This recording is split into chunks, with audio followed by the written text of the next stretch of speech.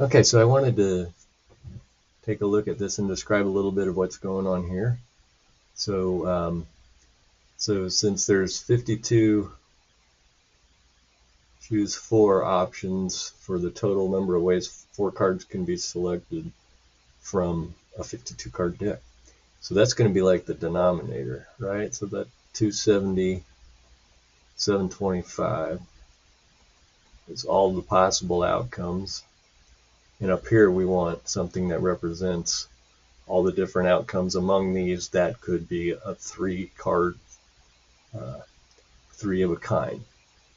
Okay, so that's what we're looking for. So we've got this as the denominator. Now what they're saying here is there's 52 ways of choosing 3 of the same card.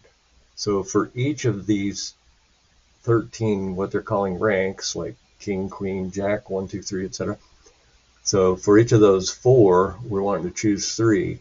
And so if we just lock down on one of them, we would get 4 choose 3 equals 4, but there are 13 of them.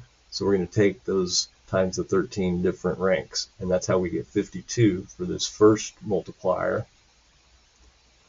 And then using the multiplication rule with that, since whichever of the ranks that we're obtaining the 3 of a kind from, we have to take all 4 of theirs out to make sure that we get not the same kind. That leaves us with only 48 available for that next slot. So if we take the 52 times the 48 over the 277.25, we'll get this. Okay, and that's one way of looking at it. There is also another way that I just want to quick show, and that is if we lock down what's going to happen in our situation. So here's the entire space. I'm choosing 4 cards from a deck of 52. So this is all the outcomes I could have. And then I would lock that into getting from 4, we're going to choose 3, right? And then from the remaining 48, we're going to choose the 4th one. So notice how the 4 and the 48 come together to make the 52, and I want to get 3 from some set of 4. So let's say I wanted it to be all kings. So I've taken care of one situation here, right?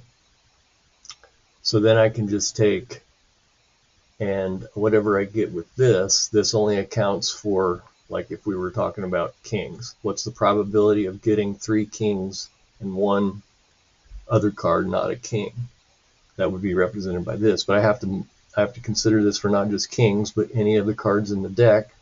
So I can just take this numerator again and multiply by 13. So if I take the 4 choose 3 times the 48 left, choose 1 times 13 over 52, I'm choosing 4. Okay, so this 13 just accounts for every situation, not just the king.